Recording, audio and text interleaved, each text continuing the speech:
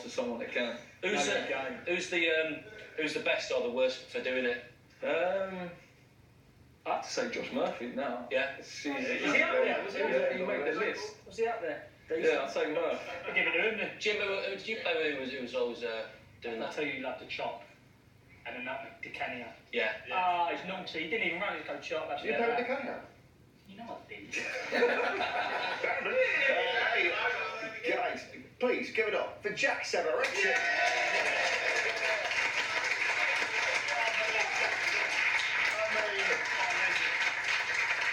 Beautiful boy. So upset I haven't scored a goal outside. Oh, this is a little bit of a downer. Fantastic performance of Candlelight at the top of the show. Yeah, give it up. Yeah. That's a good shot. Just keep practicing. That was all just good luck. I mean, that's got Bond theme written all over it.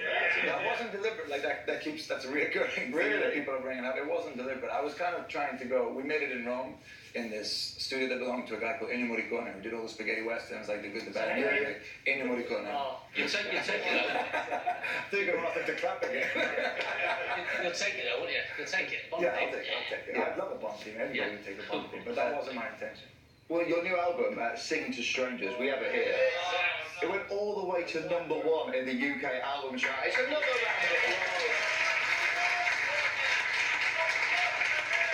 Look at that.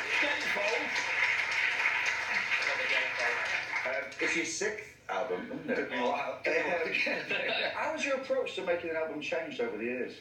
Oh, so many ways. I think fatherhood has definitely changed me, whereas I sort of, you can't even try to be cool once you become a dad. Like, you're sort of reflected with everything that is uncool about you. You're definitely up there. No, but you become a little bit of a hopeless romantic when you have kids. They remind you what it is to feel again. And I think after spending my 20s and my early 30s doing everything I could to numb feeling anything, suddenly when these little guys arrive, you just can't help it. You're overwhelmed every morning, every night, for the good and the bad and the ugly. Don't get me wrong, like it's all in there. But you're feeling it. And I really wanted to make an album where I was kind of just throwing my hands in the air saying, you know, I feel something right now and I want to express it, because I think there's a lot of people out there, especially mates of mine, that don't know how to sort of show that they're feeling something. I think this album, a lot of my mates, I'm like, listen to this, just don't listen to any of my other albums, but this one, because I think it'll make you sort of punch the sky. I'm looking at you and listening to you, and all I can think of, we're the same age. I mean, how would that happen? We are all the same age. You look 18 years old, mate. I saw you stretch before, I yeah. did not do any of that. That is all I've got in my locker, mate. Look at you. I'm very flexible. I heard a story that you got all the band when you recorded to come dressed up, you know. To make an effort was kind of hard. But, well, I know these guys for like 10, 12 years. We've been touring together for a long time, some longer than others. And the guys I see hanging out backstage, just doing their thing, are different to the guys that walk on stage with me. And I really wanted them to sort of leave that guy at the door and bring the guy that comes on stage into the studio. Because that's when they become magic. That's when they become performers. That's when they become musicians. They become artists.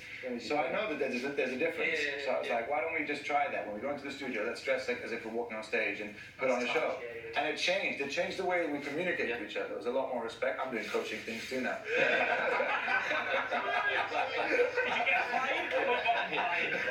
We're playing. The tour kicks off, European tour kicks off in Milan. Where are you playing over here? Where can we see you in England? Well, we're finishing at Wembley. Oh,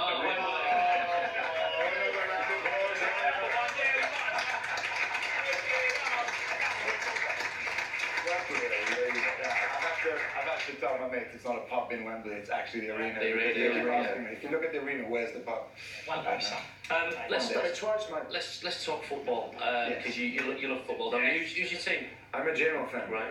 I grew up with a very red and blue heart. My grandfather was my great uncle Sanguinetti, not Savoretti, actually was the last president to win a league. They won nine Serie A. Yeah, they're the fourth most successful team. Yeah, they claimed 10. I mean, there was one disputed because they wanted the star. After 10, you get the little star. Right, okay. But you love your footy, don't you? Yeah, I mean, as a kid, I was obsessed. I was sort of that perfect age at 1990. And Schillaci looked like my dad. so I fell in love with Toto Schillaci. And it was a year where England and Italy both had probably like the greatest squad still. It was a magic squad. There was magic in the air. And being half English, half Italian, I was kind of just swooped up by the love of football, yeah. And like now, like Genoa play a song in the stadium before every game. Yeah, That must be the dream. It was amazing. I wanted to do a video. It's a song called Home, and they asked me, where's home to you? And this one place I just thought, Marassi, the stadium in Genoa, would be such a great place as a symbol of home, because, you know, like anybody who's a fan, the minute you walk into that stadium the first time, you feel part of the tribe, and I love that feeling. So we asked to record the video there for this song called Home, and we were supposed to do Genoa Sampdoria, but they couldn't guarantee our safety. So they said, come in 2 weeks and we have Genoa Juventus, to which everybody said, no, you're crazy, you're going to lose, and you're going to be considered bad luck and everything. But I thought, only the brave, we're definitely going to lose, so it won't be that big of a shock if we're playing beforehand. Anyway, we play 90 minutes, nothing's happening, the camera director's going like, this is terrible. You said this was the most amazing stadium in Italy, everybody's like this, and at the 94th minute, Antonini scores this miraculously messy goal, and we beat Juventus in the 94th minute. So they show the video now before every game, as like a lucky charm. And go on, did you play as a kid? I played till I was about 14, 13. Tell me the story when your coach, what he got you doing as a kid. This is why the Italians get up to what they get up to. Yeah, I played for FC Lugano, which it was all Italian coaching. It was actually in Switzerland, the Swiss league, part of the Swiss league. But I arrived and I was very short, very slow, but I was striker. I used to be getting away. Unlike today, I used to score a lot. And the coach, to teach me how to do better in corner kicks, would put a football boot in the penalty area and have somebody chuck me in penalty areas and make me practice stepping on this boot to jump. So that when defenders bigger than me were standing next to me, I could use their foot to jump. Scandal! 5 years of object teaching him that! That's how we won 4 World Cups. All right, Jack, that's enough. All the best.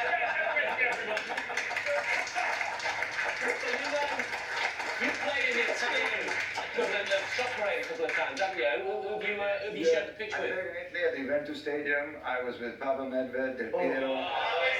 Yeah, I got an amazing assist. I actually wake up in the middle of the night in cold sweats because on the 78th minute or something, Pavel gave me a through ball on the wing, and I was alone against Palermo's goalkeeper, who I can't remember, and my legs were just jelly, and I missed this goal, which then Dovizioso, the MotoGP guy, put away, and me, Del Piero, and Dovizioso had this sort of celebration. Yeah, it was a pretty special moment, but I still wake up regretting missing it. Yeah, I've seen it. I mean, she was. You've seen it. What's in the upside? Who won't be So, Jack, good luck with the tour. Should we go to Wembley? Is that all right? Yeah, I've seen one of the European. I've had seen a lot. That's next week.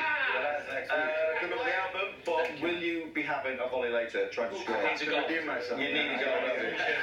For the time being, Jack Savoretti.